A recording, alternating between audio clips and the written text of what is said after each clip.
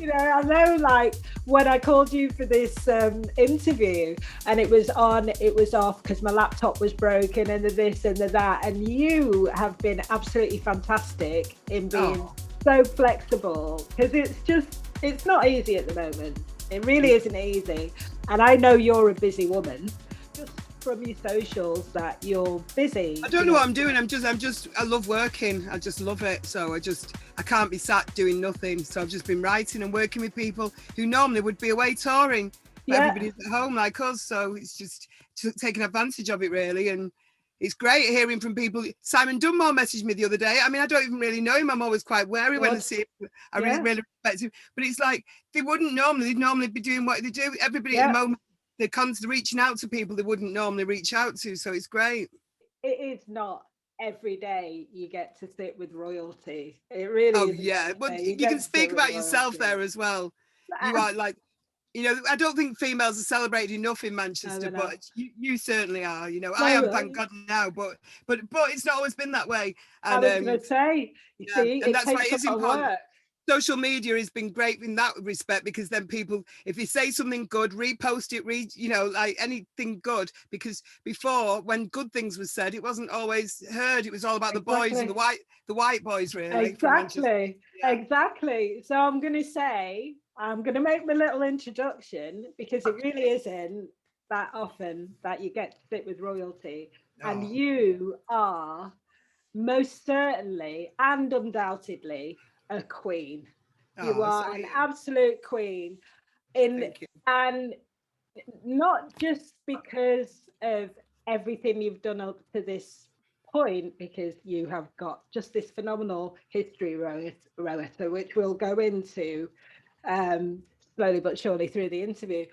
But this year alone, you have absolutely smashed it. And I saw in the face, I think it's this new issue of the face. I I should know. open it I actually. love the face. I love the face, but look at it now. It's like a book. I I couldn't believe it. know, I know. I have Amazing. to show you because I saw you like, and I think it's in this issue of the face. Yeah, it is. I'm And really chuffed. They sent me a copy, and I'm like, but I couldn't believe I'd even been asked to be. They have people, Liam Gallagher's done it, Elton John's done it. the I just Queen of They asked for me, and I was like, Manchester, amazing. In a full page. It's great. the So yeah, Queen of Manchester. and they're all young I just Mancunians on the front. It's amazing. So. absolutely smashed it. So I'm very, very glad. Oh yeah, it does say the Queen of Manchester. Yeah, that's it. But to be in the face anyway would have been brilliant. I couldn't believe the headline though. It does say the Queen of Manchester, and normally I get a bit, oh, it's too much. It's embarrassing. But at the No, moment own we it. should. And yeah, of course, we all should own it nowadays because there are no kings of Manchester because there's too many. There's loads of them. There's Yeah, loads of boys. But you're certainly a queen of Manchester as well. But it's just within the singers. I'm proud to be one of the representatives of Manchester and a singer from Manchester that has stayed here. Not everybody stays here, but I still live exactly. here. I was Mm-hmm. going to ask you. So we'll go to that one first Yeah, because I see that you're a Berry grammar girl, first of all. yeah. So you kind of my family area, because my family, well, I was born in North Manchester General. I think you were born in I North was as well. Yeah, Crumsel. Manchester. It was called Crumsel Crumpsall Hospital then. Hospital Yeah, in the olden days, back in the day. yeah, So we're kind of from the same area of Manchester, yeah. and I just kind of want to get into that um, sense, that mindset of being happy and really finding some kind of strength from where you come from. How much has that had to do with your career? I don't know about my career. As a person, I think Mancunians are very real, Yeah, um, not very fake. I love the sarcasm, the sense of yeah, humour, the realness. You've got to be quite tough, I think, as a proper Mancunian, like the old school Mancunians. And life wasn't always easy, but you put up with it. I think we deal with it in Manchester a yeah, different way. The women are very, very strong. Um, in my school, I remember when I went to Temple School, Cheetham Hill, I look at the school photographs, it really is Spot the White Kid. Yeah. So, but we didn't even notice. I didn't notice who was whatever colour. Yeah. You just, you know, one of my best friends was Usher, one was Julie, one was Addie MC, but we didn't think about the colour of, I didn't think about colour until I went to probably more of an all-white school. Yeah. Because I went to a different, but even then, I just presumed that everybody would accept me. It was never a thing, because Cheetham Hill and Manchester, we just didn't feel as racist as some people have their upbringing. So it wasn't an issue. It was more about or even having money or not. That didn't even matter when I was younger. It was just what we were out to play out, and you know. And my mum wasn't a big disciplinarian, so but I was a very, very good young girl when I was very young. When I was a primary school kid, I was really well behaved. I was very, very good. So I wasn't always good, believe me, but I started off very, very good. And people always telling me how well behaved I was and good mannered and clever and all things like that, and polite. So yeah. So did you like school? Did you enjoy school? How was it for you? No, not really. I enjoyed it if I liked a teacher. I used to always have a teacher who liked me. There'd always be one. And there was a teacher called Miss Wilson who really loved me and favoured me. So when I wasn't enjoying school so much, she would take me aside. But I think it's a lot because if other kids see that you are a favourite in some way. And I didn't sing then. It wasn't because of that. It literally was. I think I looked a little bit like Miss Wilson. I don't know what it was, but sometimes you see something that's going on at home with you or whatever, because my dad had left, maybe, I don't know. But yeah, I enjoyed certain teachers and I had a lot of friends. I was very popular, but especially like I'd go around with boys. I've always had a lot in common with young boys, and the sport that they like, football. I've always liked football and things. Have you always been a Man U fan then? Not really.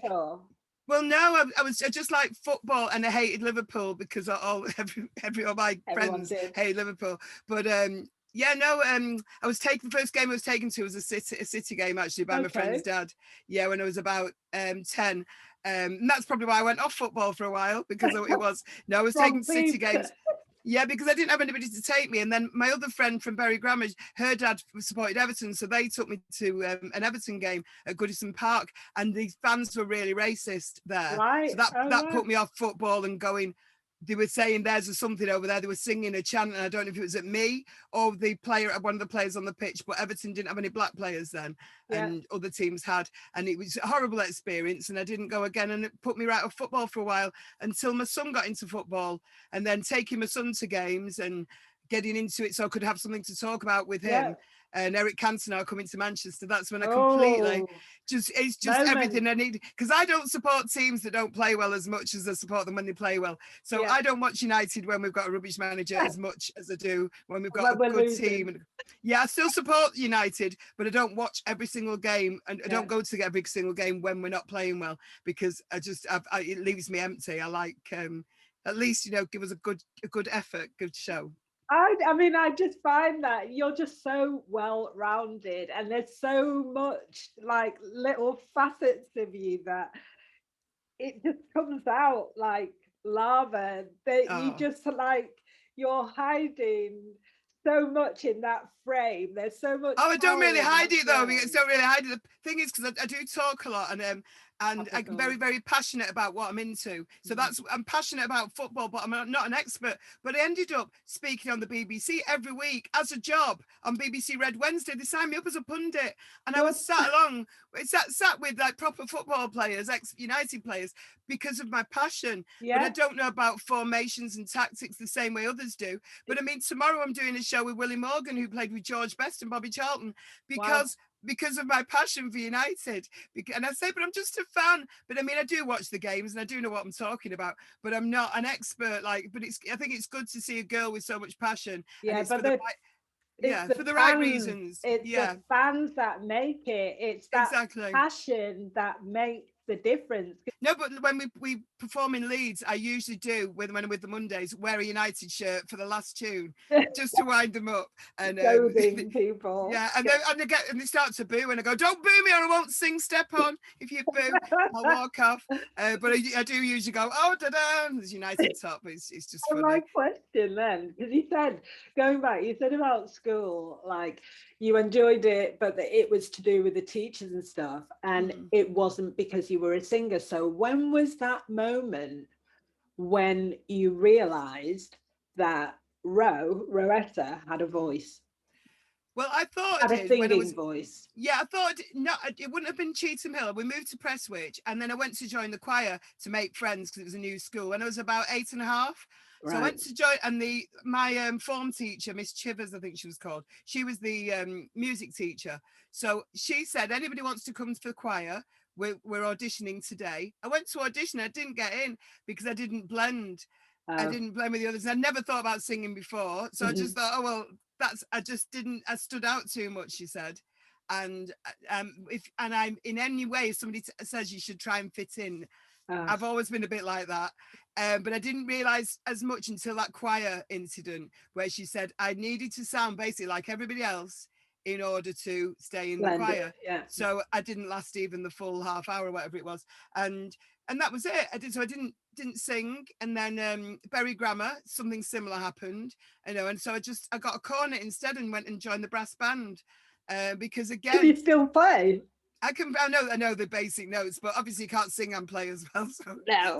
singing one. No, but I just got the cornet because it was the smallest to carry on the bus. I really wanted a trombone, but I didn't want to carry it on the bus because I had to get 3 buses to Berry Grammar from where we lived. But no, so never ever encouraged. And then something happened. I did a talent competition with my stepsister, and she wanted to enter at Butlins, and I went along for a laugh. And I think it was still first year of Berry Grammar, and I just sang a little comedy song by Five Penny Piece, a Lancashire band. Yeah, I And remember. yeah, and they was going. I think I was just singing along with Michelle, my stepsister, and they were saying, "Wow, you've got a great little voice there on you." And I didn't really take it seriously, so I think I actually entered with "If I Had a Hammer." Oh, And love that song. they said if you come back with a proper song, you could win this competition. So the next year I entered again when I must have been 12, I think, and I won with a proper 5 penny piece song. Well, I Tell Thee Dick, playing a guitar with it, and I don't play really well. I just strummed chords, and yeah, and I won, and you win a free holiday at Butlins. Oh, You win a free holiday to go back for a week, so for the next quarterfinals, and then you win again if you get to the semi-finals. So it's like another free holiday. It was brilliant. So that's what I did for a good few years. I would incentive. win and keep going back, and then when I Yeah. got to 14, my mum couldn't come with me. She couldn't get time off work, so I went back on my own. There And that's starts but that I Rowetta really but holidays. I started to go a little bit astray though. Then if you're allowed to go away on your own, you do. You do. Yeah, Started yeah. boys and all sorts. Boys. I left and went to Unsworth Comp for a couple of years where boys were there, and Yeah. I just hardly ever went to school. I just went to the Arndale every day. I wagged it for 6 weeks. I love that you said wagged it. Did you Yeah, wag it or did you sag it? You wagged it. I proper wagged it because I would Wagged it. literally, at the beginning, I used to go in for registration and then get on the bus to town. And then I just didn't even bother to do that. What I did do though, because there was a drama teacher who really recognized me as a singer and not just anything else. For the first time, I got a teacher who went, "Oh my God," the minute I opened my mouth, she went, "Wow." And Yeah. she started to put musicals on around me. So I would be the leading role. There was one called Trouble in Tahiti, where I was the leading role Yeah. when I was 15. And I only went in for drama and to rehearse my musical. And then I'd Right. go back to the Arndale or go back home. And I got away with it because my mum would write me letters. And my mum denies this, but that's why I got away with it. And my friends were getting the strap because you still got the strap back then. But Yes, you I did. didn't get the strap because my mum had to write that she had a nervous breakdown. And that's why I didn't go into school, and I literally got away with it, but I didn't go in for exams really, and it's a shame because I was an intelligent girl, but We've got a very, very similar background, Rowetta. yeah, Honestly, it's just interesting I thought listening to that. I you. thought so. Yeah, We've got a it's really just similar a shame though. background. But and I never thought, oh, it's all right. I've got my singing to fall back on because I've got no ambition. I'm still everything you see me do now. It's not through ambition. If I was ambitious, I think I would have gone further a long time ago. I Yeah. usually do things. I mean, this has been brilliant for me because it's made me concentrate on writing because I love it. I live and breathe it, and I've been really serious. I don't listen to any other music when I'm writing my music. I just finished that project first, then move on to the next one. Yeah. And I've got now people waiting for me to do another project, but I've never had the time or the ambition to seriously sit down and focus on songwriting and music and really loving house music. And it's not easy when there's no clubs open. Absolutely, and you're listening. you can't You gauge know it. this. When you're putting a set together, it's completely different. I did a stream the other day singing to no one. Yeah. You know, it's like it's great. I mean, It's you were bizarre. You were fantastic. No, but it's bizarre. When I was watching United We Stream, you just stood out because you're in your own world, because you have to be. If you can get into your own little world when you're doing those, it's fantastic.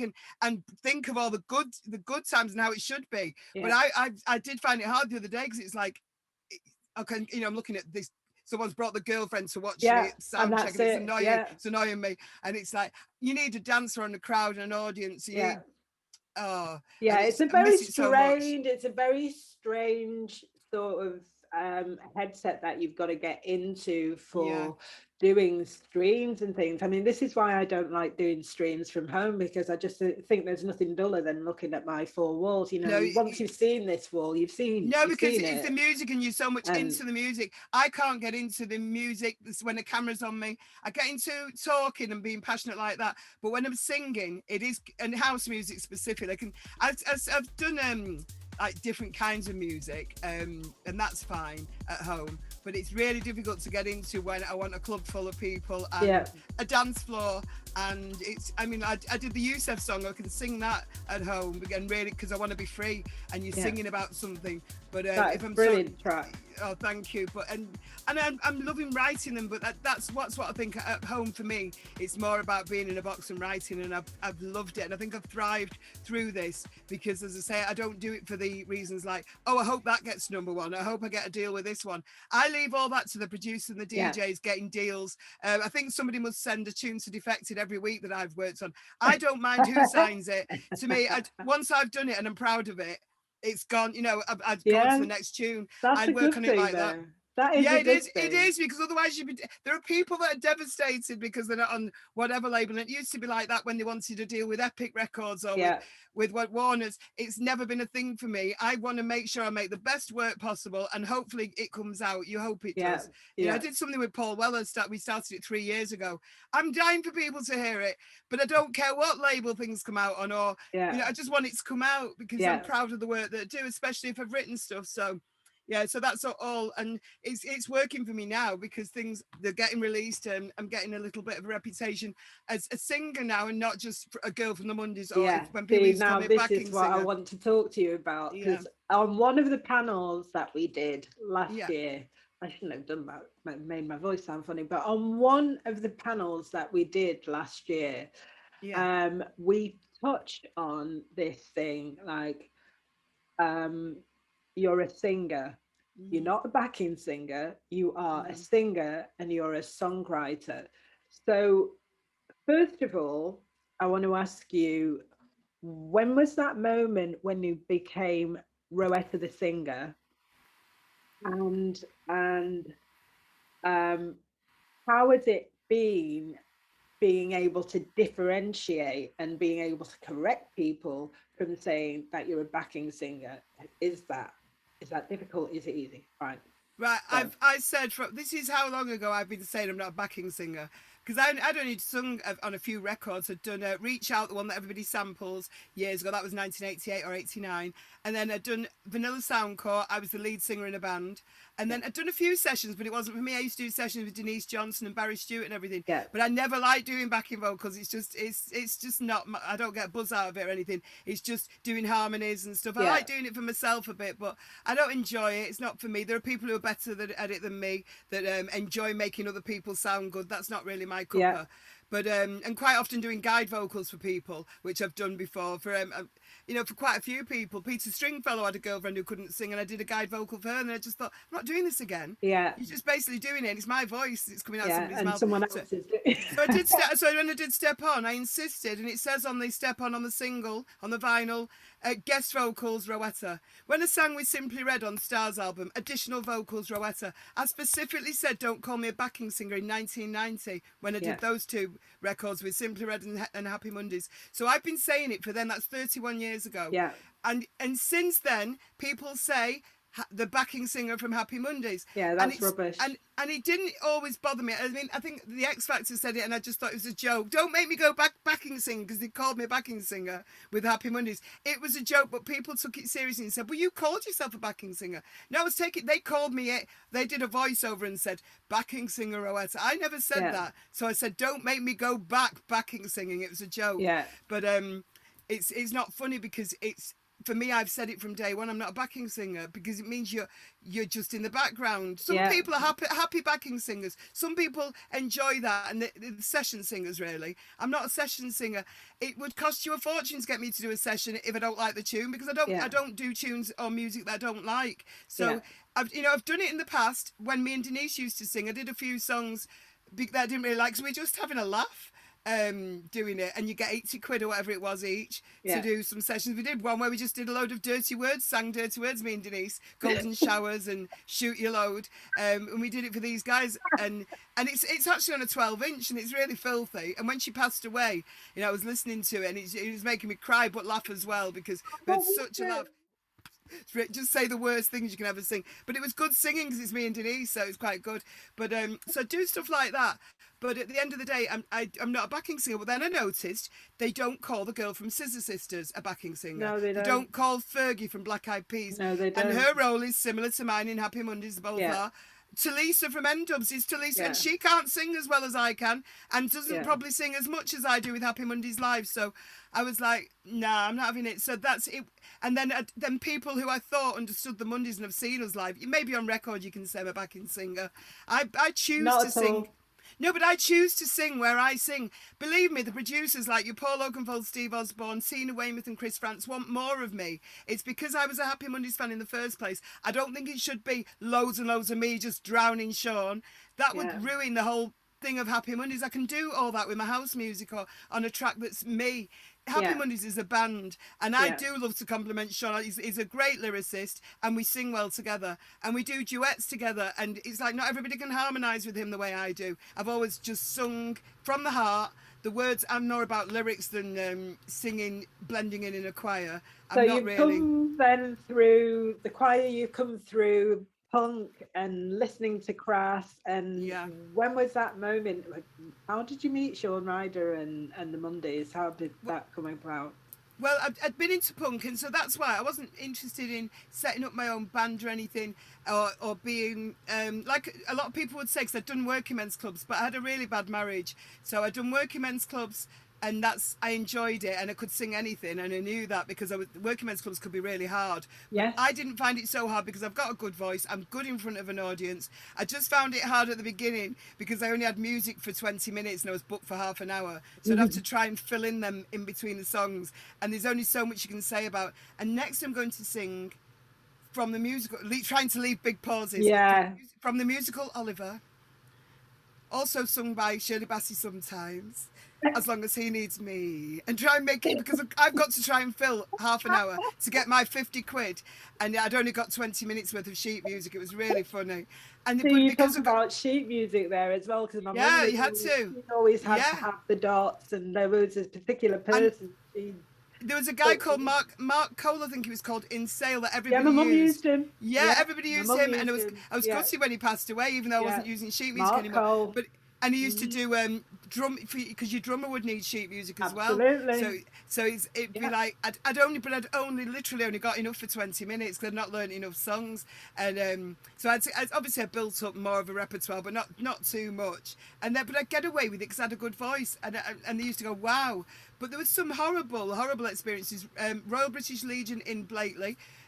Racist graffiti all outside the building. It was a white building, I remember, and there was just horrible graffiti that you wouldn't think you'd send a 16-year-old girl, the agent, to a place like that. I had no idea. National Front was rife then, but I had no idea. The things I was reading, I was walking in big painted letters. There was loads of it, loads of these slogans. N-word, W-word, just different words. I went to Mum, do I have to go in and sing here? Because my mum used to drive me everywhere. And she said, it'll be all right. It'll be all right once you get in. Let's just get in and get out. And so I went in, and they were brilliant inside. It was fantastic. You know, they loved me. And then you come out to reality again. You go, you remember walking in was awful. It was one of the did you worst have experiences. like my mum? Did you have, because all of me and my sisters all had to at certain stages in our lives had to accompany my mum on this singing on the cabaret circuit. Right. And did you have that moment when you go into the working men's club or Fagin's or wherever it is, where it's like, where's my dressing room? And your dressing room is on a sliding scale of the broom cupboard next to the mop and the cleaning materials, or it could actually be a little room that's set aside. Oh yeah. And it could be, you know, it changed. Did you have that experience? Yeah, I mean, some of the working men's clubs are shitholes, they really, and still probably are. But I didn't care about that. I'm still like that actually. When I go anywhere, I don't ask for a big rider. I usually take my own. I don't drink any other alcohol other than whiskey when I'm out. So I don't drink at home. So if there's no whiskey that I like, so it's got to be a normal rubbish one like Bell's or something, and Diet Pepsi, or I don't have a drink otherwise. So, and I only like flavoured water, so I take what I need, and still to this day, I might have these very posh dressing rooms now, but in my bag I usually got what I need. I don't ask for, sometimes on my rider I've got like, lemons, they've got to be this, that and the other, lemons and honey and manuka honey. I would never ask anyone to go and get me anything like that. I get it myself. Sometimes maybe I say to our tour manager, can you get me this, because I've not had time to get it, but I've always got myself, and I don't care if I'm in a little shed or whatever, if I'm outside having to get changed, and I take my own mirror sometimes, because there wasn't always a mirror, but it's not the end of the world. And because I was in a battered, really horrible, abusive marriage, so sometimes I've not even got time to put a nice dress on, you know, or my ex-husband wouldn't let me put a nice dress on in case I was going to meet someone. It was much more difficult back then, though. Getting your sheet music, you couldn't just download a backing track and look for songs and lyrics. You'd have to sit and really work hard. And you know, I like learning lyrics if I like the song, but I prefer to write my own songs really. But I can only really, I just did a really fantastic, it's a brilliant tune, The Pressure, Frankie Knuckles. I've just done that, and that was easy to learn because it's just an amazing song. I've done that with Tilt. Wait till you hear this, is one of the best things I've ever done. Amazing. So I learn songs if you know, if you love them, but trying to learn a song because people want Shirley Bassey, because I would walk into working men's clubs and they'd say, have you got any Shirley Bassey? All the time. And it's like, they want Big Spender, and I don't like the song Big Spender, but I'll do it the minute you want. It's just not a good song, and I do because it's a job. What was your favourite song to sing around that time? I used to love, because my grandma loved it, and I did it on the X Factor with my grandma, River Deep Mountain High. I always ended with that, and I did a different version to Tina Turner. It very much felt like it was my song, and I wasn't good at making things my own, because I was more into punk, and I do love funky music. I love Motown. I love lots and lots of different music, and well, in the 80s, I used to go to buy all the 12 inches, so. You know, and so I do love lots of different music, but the ones that I used to play on repeat were very deep and dark and, you know, awful really. But there must have been a reason for it. Well, I was the same. I was into I came post-punk, so I like Dead Kennedys, I like Killing Joke. I know, that's what I love about you when we did something, we're choosing tunes. That's right, we were choosing tunes, and I loved your taste is so eclectic. Amazing.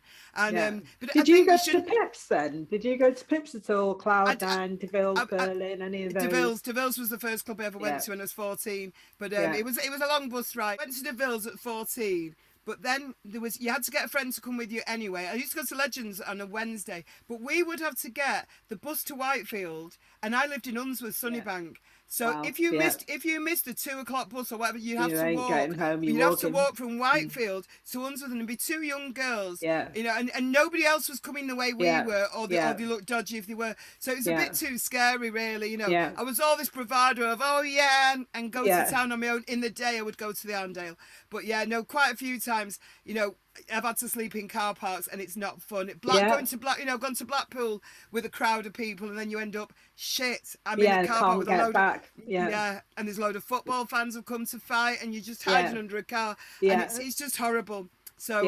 it's just missing that bus, that 2 o'clock bus. If you missed the 2 o'clock bus, you were buggered. And walking home from Whitefield to Unsworth, I don't know how many miles it was. It's probably only about 4 miles, but it No, just it's a felt lot. when you've only just, because I couldn't even take my, I don't think I was a drinker, and I probably had 4 lagers or something, limes, but I felt really drunk and giddy. Or So on you were cider. lager and lime. I was cider and black. I just found it hard. I'd try everything. I used to drink Old English cider from the bottle. Did you put an aspirin in there so that you got pissed quicker? No, I was glue sniffing when I was still glue sniffing, and then and then obviously I met my ex-husband when I was 16, and he was like on hard stuff, so it just. So you were married really young then? I was with him from 16, but we got married when I was 18 and pregnant with my second child. Yeah, you were married really young. And then I left him at 21 at Battered Wives Home and lived in Chorlton for 5 months, around the corner from Denise Johnson, and really enjoyed, once I got in the Battered Wives Home, I found myself again and started again, and I do feel like it was completely new life. Started again, and then was just in Manchester at the right time. Set up a band with Vanilla Soundcore, Roger Lyons and Simon Crompton. Got signed by Elliot Rashman, Simply Red's manager. Everything just because Bruce Mitchell had seen me at a gig at the Boardwalk. I did my first gig at the Boardwalk, and he straight away got on the phone to Elliot Rashman and said, "You have to sign this girl." And he was doing the lights, and he was in Jurassic Column. Rum Factory with Billy Riley. So it's just everything just without me again. I don't really try hard, but it was all just happened. And then I saw Happy Mondays on The Other Side of Midnight. And Tony Wilson said, "This is the greatest band in the world," and he'd said that years before in 1976 about the Sex Pistols. Yes, and he was right. That really had an effect on me in '76. It got me into punk because we'd watch Tony Wilson. He was the coolest thing on television back then. When you're watching, because there was nothing else. There was only 3 channels then. Yeah, absolutely agree. But there was Bob Greaves, there was Tony Wilson, and there was all the soaps. And I don't remember watching much other television. Then there was Coronation Street, but there was only 3 channels.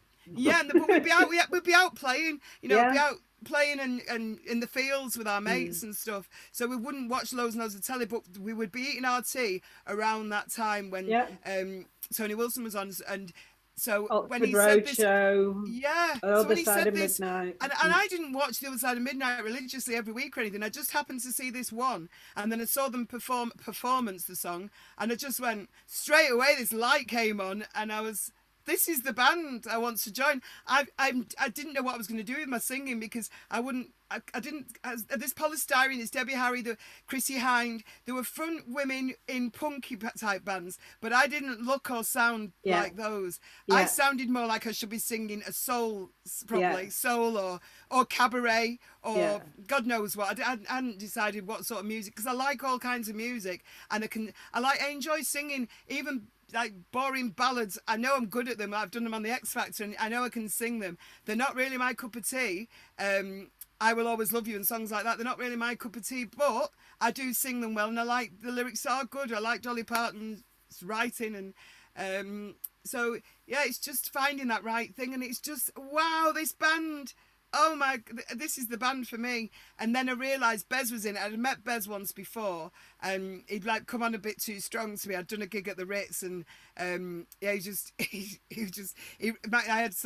said this story many times before, but had white dangly, when you rip off your denim shorts, you cut them off, and they were tie-dyed, and it was just, they were like, I've just thrown them in a bath of bleach. The frayed bits, he thought with my pubes sticking out of my shorts. So he's pulling them. No, he just stood as I was on stage at the Ritz. We were supporting Gary Clayle, me and my band Vanilla Soundcore. He was just staring with them mad eyes he's got. And he was giving me the creeps, and I'm trying to sing, but I never forget him because of his face was mad. And he still says to this day that those white dangly bits are my pubes, but they weren't. And he followed me around, and then I realised he had a girlfriend, so I told him, if you carry on, I'm going to tell your girlfriend. But when I saw him in this band, I'm like, oh no, he's in that band. The guy who does my head in is in this band, and I want to sing in this band. So anyway, we had the same agent, Brian Blastard, he was called it. We had the same agency. So I asked Brian to get me a ticket to see Happy Mondays. He was my agent with Vanilla Soundcore, and I went to Widnes with him and with Mick Hucknall actually, and we went to see Happy Mondays at Widnes, and that was it. I just knew, I was like, right, I'm going to make it my mission. It took me 6 months. As I say, I'm not ambitious, but I did focus on this. Yeah, you are when you need to be.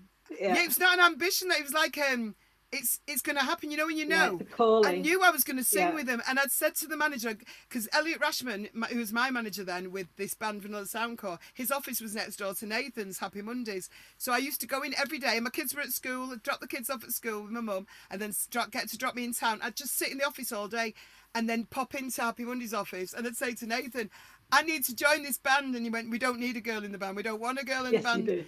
It's not that kind of band. And it took me 6 months to persuade everyone. By the time it became a thing that might happen, Paul Oakenfold wanted a girl on this record.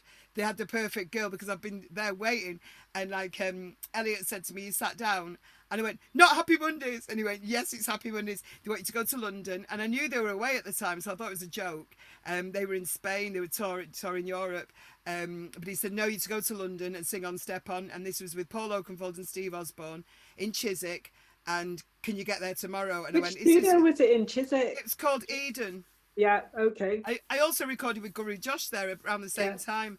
So Eden, we were there for about 6 weeks doing Pills and Thrills, finishing So up. you really are someone who has been there, whether by whether by fate or by design. You have been there right at the moment of, Summer of Love, rave exploding. I think maybe Summer of Love might have been, was it the summer before? 89.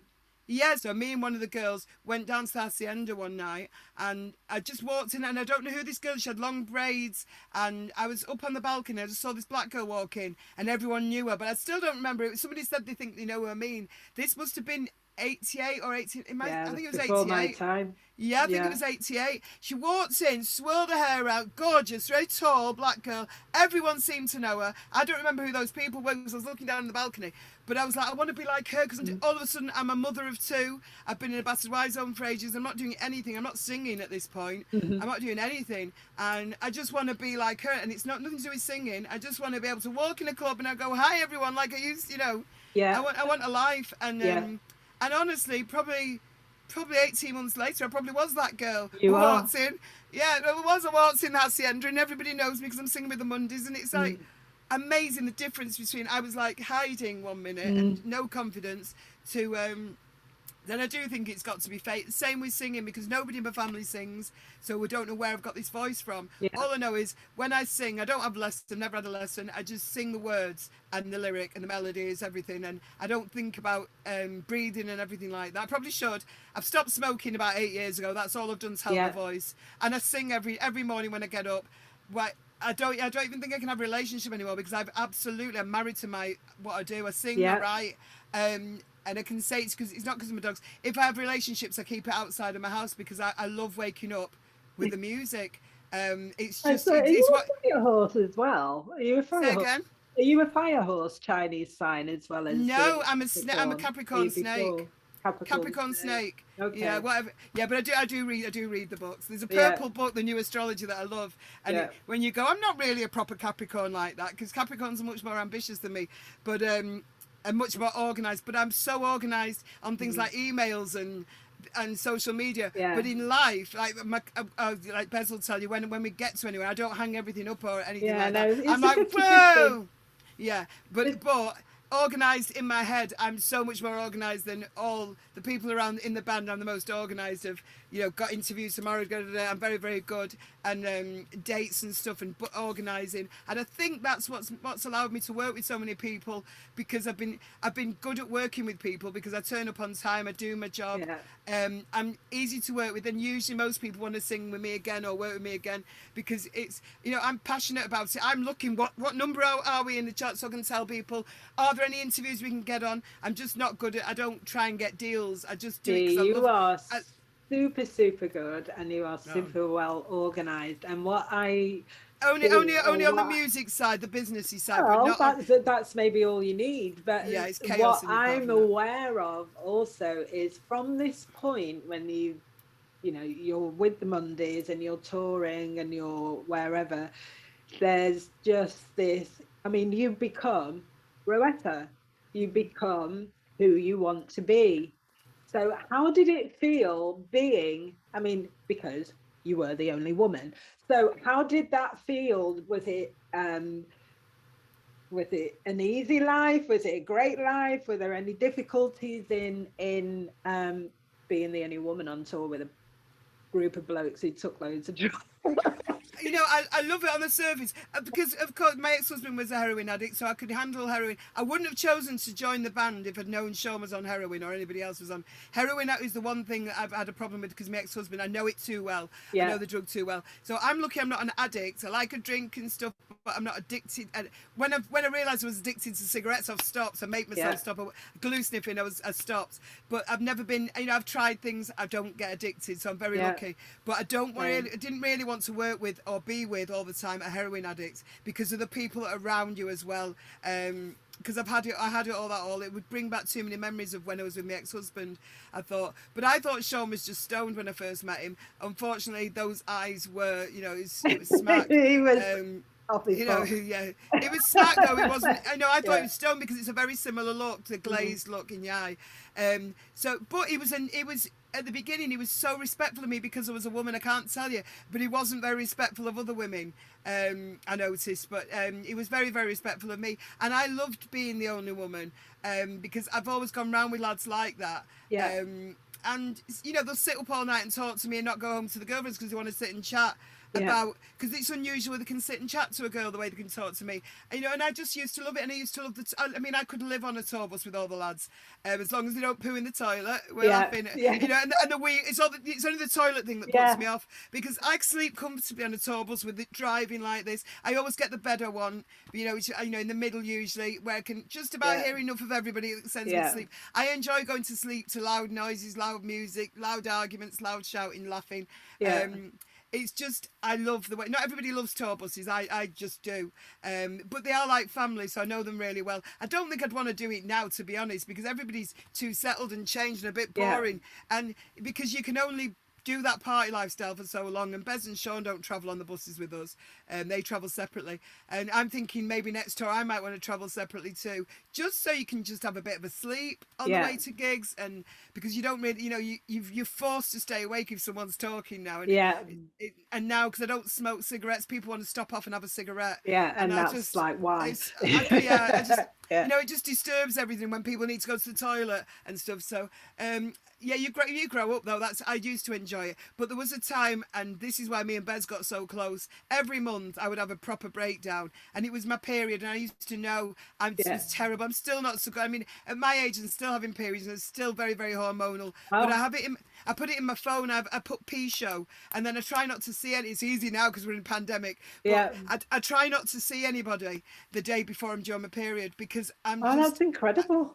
I get too worked up, I get too emotional over nothing, and the day after, I know only a couple of days later I'll be fine, but that day, if we've got a gig, I try not to drink, I try not to be with people who, I try to cut out anybody who gives me negative energy anyway. Spend more time with the people who make me feel good, and I can switch off from working, because I find it very hard to switch off from working, so I spent more time with those, and some of the people I was working with were giving me negative vibes, or not, you know, like you can get a review and it'd say, and the star of the show was Rowetta. Well, that's not my fault. But you didn't write it. If it's giving other people problems, you know, and I don't do anything I'm just myself. Yes, sometimes I stand out because, you know, if I sing a particular song, it does get people, you know, going, you know, gives them goosebumps. But I'm not trying to stand out. I don't do some big dance at the front. Bez is more of a showy off like that. You know, it doesn't. I love people like Bez. I'd love to have that more of that, push myself forward a bit more.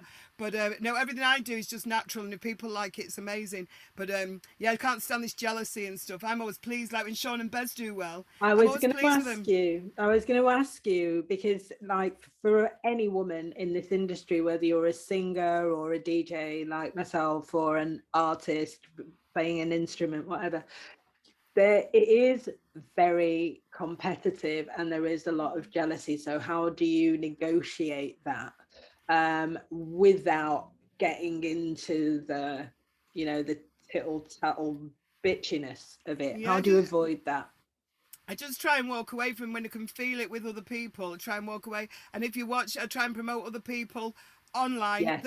And I don't even care if they've not promoted me, but Yeah. as long as they've not been negative towards me. Yeah. Anybody that I feel is negative or got this jealousy thing, I just try and delete them. Yeah, Don't call them same. names, because it's too easy to react when somebody's not nice about you. So it's better to just block it and not see it. Tell you what, I've done ever so well since I've started to just concentrate on trying to do my best at what I do, Same. trying to spend time. I've got so many people that I love and that love me back. Don't need to spend time with people who don't really love me. I don't work like that. Some people, there's people I'd love to work with. David Guetta, just because it rhymes with Rowetta, I wanted to work with a few years ago. If it doesn't, I just thought we'd have a massive hit because of the names. I'm not even a big, he plays my records a lot though. Yeah. And he's got, but it was for the wrong reasons. But I You never know. Just put it out there. Oh David yeah, Guetta, Rowetta, no, but when he works with other girls, I don't go, oh no, why not me? But yeah. And it's like Nile Rodgers, who he actually posted, we're going to work together one day. It's not happened. He's just worked with Rebecca Ferguson, who I love to pieces, and it's like, but I don't sit there going, why is it not me? You just go, well, my time might come, but it might not, and it's so cool. I just love the fact he's even heard of me, to be honest. And it's like, but it's just, I'm just enjoying. I mean, I get such a buzz, like when you play me, anybody play, any DJs, and I repost it. I can't tell you how proud that makes me. It's amazing. But it's like, I love that everybody's saying how fantastic you are now because of social media. I know people loved you anyway, but it's amazing. A lot of guys, a lot of DJs, the respect, and you did effective lot. It's amazing. And I love my Mancunian. Anybody from Manchester, I'm a little bit, but especially you're born in the same hospital as well. Same. And you're Capricorn as well. Same, Capricorn as well. I'm December 66, you're January. So you're not quite as good because you're December, not January. Yeah, I know. It's Muhammad Ali, David Bowie. I know. I'm joking. I know. All I've got on my birthday is Noel Edmonds. Have your sense of humour really got you through the bad times? Because there's been a lot of darkness in your life. So how have you got through that?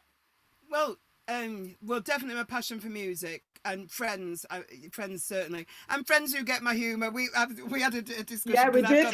I've got a really sarcastic drive. When people know me, they completely get it, and it's fine. But it's just, I always think everybody gets it or gets me. I've just got no filter, so I have to really try and filter myself because I just don't think. But it's. I remember when I did the X Factor, and Simon said it was like I've got Tourette's, but without the swearing. If it's there on the tip of my tongue, it's out, and I probably can't change that. So I just have to spend my life apologising to people who don't really get it. It's funny you brought it up about like we'd had this little moment, and it was after then that I started kind of looking into kind of more the background of you, and then I saw that you were a Capricorn, and then I saw like your female history, and then I saw that you were from my neck of the woods anyway, and then we did this thing that I was born in the same hospital, and then I just totally got you because I do the same thing. So I've got a heart of gold, but if somebody doesn't see it, they probably don't know me well, or we're not meant to get along. Because sometimes it's like you can take things wrong,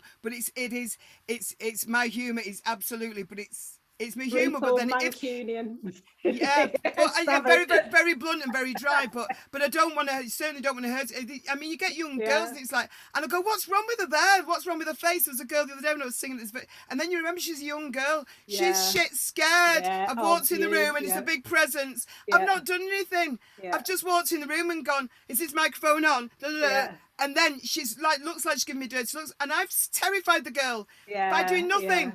And so then I'm really annoyed because it's like, why would she be scared? And it's just your presence. It should be the same with you, and it's not necessarily colour. I hate all that, but it's life. Sometimes I do have to try and filter But it's never going to happen. I'm too old, probably. I'll just spend my life, Paula, apologising. I'm so sorry. Can I ask you? Then, if we ever do it again, I'm sorry. I'll try. No. I think. Do you know what? It wouldn't have mattered if people weren't watching. It's the online thing. When you said your friends, then I was devastated. I wouldn't have minded if I had the conversation. Just done it, just us, like 4 people in a room in a pub. It wouldn't have really mattered. But it's like when the world is watching, I do have to be more careful. They tried to media train me for the X Factor, and it's just not happening. And Simon went, "Oh, I love it," because it's like when you know you shouldn't say anything. I mean, be in the middle of a song, and if somebody walks in, what are you doing here? And we're in the middle of a song, and he's like, oh, I love it because he's never met anybody like that before. And it's like, me, really, I don't want to be like that. I just want to, for once, blend in a little bit. And he's like, no, you don't. Don't ever try and blend in. And it's like, and he said, you can apologise if you upset somebody, but you're much better like that. It's much better to be different and be individual, because I'm just myself. So how, in this pandemic, have you managed to keep it going, keep up the momentum on your career when everything around us has tried to make us stop? I've just been so lucky that people have been reaching out. For some reason, I was like, well, they've not heard my voice before. You know, these people now, America's just waking up, so I've got loads of messages now. They want to, I'm doing a collaboration with people that Junior Sanchez have just done one with. You know, just people that I love have been asking to work with me, where I wouldn't have the guts to. Todd Terry, I've worked with Kenny Dope, lots and lots and lots of people. But it's just been, Junior Sanchez goes, it's about time we did a tune together. So my confidence is really, really built, obviously. Oliver Heldon's wanting to work with me. There's a they've got 3 million followers or something. And it's just amazing. And so now it's like, it's not a matter of, I mean, I've got a lot that I've already recorded now and written that are going to come out with more big names. I'm not saying them because they may never come out, but you think they should do. They will. Yeah, no, they might do. These songs I've done over the year that I thought would be out by now, but they're not out. I've done a few, I think I did 4 with Todd Terry. Only one came out and it wasn't the best one, the one he liked. So you just don't know. But I just move on to the next thing. I've just really, really just embraced this. It's just the music, writing good music with people that I really admire. And when they're saying, I mean, I'm singing half the time I sing when I wake up in the bedroom at 8 o'clock in the morning, dogs snoring. And these producers like your Todd Terrys and your Kenny Dope are going, that sounds amazing. We'll keep. I said, do you not need me to redo it? I'll go downstairs and record it in the studio. No. And it's like, really? Junior Sanchez was the same. There's a tiny bit that's distorted at the end. He's worked with Madonna, Katy Perry. And yet he's going to me with my dog snoring, that vocal is it. And I went, do you not want me to redo this bit? Sounds a bit shouty. He went, I love it. It's passionate. And, and I mean, a lot of these American DJs, they do get it because they love the passion in the singing, because I'm all about that. I'm not about reading a sheet of lyrics and singing. Isn't my thing. But I'm getting sent stuff every day, and it's not usually, it used to be, can we sample? Can we use that sample? And now it's, can we send you a tune for you to write? 2 things I've picked up on from what you just said there is you don't write love songs.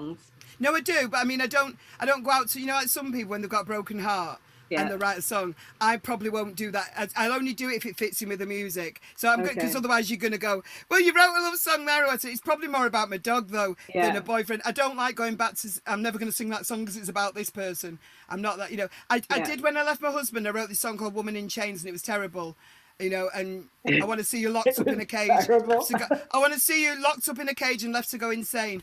That sort of song isn't going to make me happy or anybody else happy. It's going to just remind me. It's going to remind me, you know, I'm not going to be writing no DIVORCE songs that you can, you know, every time I sing it breaks my heart. So, but I don't really get broken hearted now. So as I say, if I write a love song, it'll probably be about losing my dog, and yet I'll change it to make it more about a man. But, or a woman, whatever people are into, but it's not my I don't go out to do love songs because I don't actually think it's necessary. Some people, like Taylor Swift, I think it is, writes a song every time she breaks up with people and things.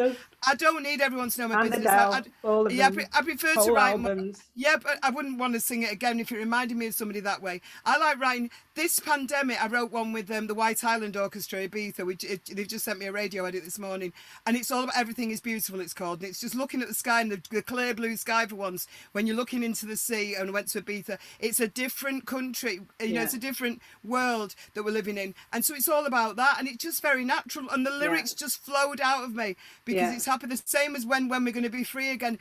Those lyrics are just, and I love those are the most natural songs. They don't take any time to write because it's just all natural. You're not thinking about what rhymes with what. It's just straight from the heart, and they're the best ones. They usually take an hour to write. And sometimes I need to work on getting a better hook if it's a house tune, but usually those ones that you have to work on, they usually go in a pile of, I'm not going to probably do that one. I love freezing Manchester, I do, more than being hot and sweaty, and I just think of lyrics as I'm walking, and I don't look back on life with sadness or this could have been this. A lot of people resent, I could have been a big star, I could have You know, could have been richer. Yeah, especially now because we've all got to go through our savings. We're living on next to nothing. Most people, it's awful. Yeah, we had such a great life before, and hopefully it will come back again. But I've lived on nothing before, and it's more about being surrounded with the right people and not surrounded by the wrong ones, and being in a happy place. Whatever makes you happy, if it's a dog, if it's television, if it's talking to somebody on the phone, or cooking, or whatever, a hobby or art or music, do that, whatever makes you happy. I've learned that as I've got older, and it really, really works. And then all good things come when you start doing that. Your life gets better. Totally it's agree. like it's great, isn't it? It's like that's when people you attract. It's that law of attraction, so true. With all this time we've had to think, it's made me really aware. I always knew I could live on nothing. That was never going to be obsessed. I hate not traveling. I didn't really. I used to moan about having to get up early to get on a flight. I hate but it's the not seeing people. I can live without. To be honest, I can live without Ibiza, the place. I love it, but I know I'll get there again. But I miss the people. I miss your friends. I used to just run on the beach and take a photo just to make people jealous, to be honest, and then go back to my bed and sleep so I can party at the night time. But I love being in Ibiza, and it's the most beautiful place, or anywhere in Spain. But I love Valencia. I love the place, but it's the people. You know, I miss. Oh, and I don't mind not hugging anyone because I've got dogs, but I can live without the hugs. I love not having to do selfies. Those dogs of yours keep cropping up. I know, it's only because it's 10 to. I need to pick my son up at 6. So I'm really need to go. Yeah, I've not even got my dogs. Oh yeah, sorry about that. No, I could talk to you for hours. I'm sorry. And we'll finish off then. Do you consider yourself to be an international woman? Because I am having you as my International Women's Week month icon. So oh, thank you. Well, I really am. Valentine, do you consider yourself an international woman? Absolutely, because my voice has been heard all around the world. I mean, but not everybody knew it was me before, and I'm taking time, but I'm working with people. Lots of Americans at the moment who, because the time zone's mad, but you know, Boom Boom Pow, I'm on that record by Black Eyed Peas. That was #1 in America for 12 weeks. People didn't know it was me, but it's good to be able to say, and Billboard mentioning me and things like that. Right. So although I'm not an international superstar, probably because I've not worked out, or I've not had the right man. I've never had a manager or anything. So I've not. Yeah, and I honestly think with the right management and stuff in the past, and with them labels and all that lot, we could be proper big, you know, as big as anyone. But that's not the way it's always worked out. But I can live with that. I'm happy with that because life goes as it's supposed to go. And at the moment, I'm in a really, really happy place. Good. Excited about the future and known internationally, certainly. I'm working with some of the biggest DJs and producers in the world, which is amazing, from all over the world. And yeah, I'm going to be in this magazine called The Gentlewoman next. And they've done, I think it's a big feature with one of my best friends, Pam Hogg, dressing me. Phenomenal. So, yeah, we've done that feature, but I can't believe they've asked me. It's the same as The Face. So as far as international goes, I'm getting there. What I do love is the fact that where I've come from, and then, you know, not the best upbringing, but certainly one of the worst marriages. Lucky to be here. My kids have come out of it really well. And, you know, and I'm still working, still in my band of 30 years, Happy Mondays. And, and doing stuff that I didn't even know was possible, working with some of these people, you know, and having you play me, as I say, I can't tell you during the pandemic, when that just made my day. Thank you so much when you did it. It was like, I was so proud. Me and Yusuf were like, yes, Paula! It looks amazing, because you didn't have to do that, but it was so appropriate for where we are at the minute. I love the record though. I know that's and same with Yusuf. Again with Yusuf, it's like that just happened. It's meant to be certain things. So, and he's huge as well, huge stars. So hopefully, well, I can't wait to see you properly in a club. I can't wait to dance while you're playing, or sing while you're on the decks. It'd be amazing one day. Let's work together if we ever can. Sad to let you go, but you have to run. You've got to get your son. You've got to get the dog.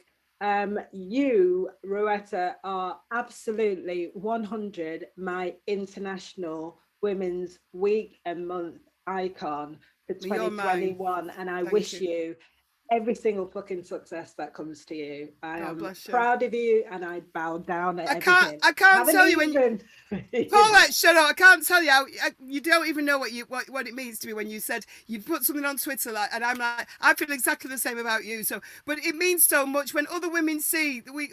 That's why I was cutting when you know it look like I'm not supportive. I'm flipping out. I've just got a big mouth. I can't shut up. But I love you. I love you to bits. Respect you more than most women, and so proud of you. And you know you are the pride of Manchester. Seriously. Likewise. So I'm sorry I'm going all dark. But flipping I'm lights looking forward. I know. Go. All right. Take Pick care. up the sun. I'll see Thank you. soon. Right. Lots of love.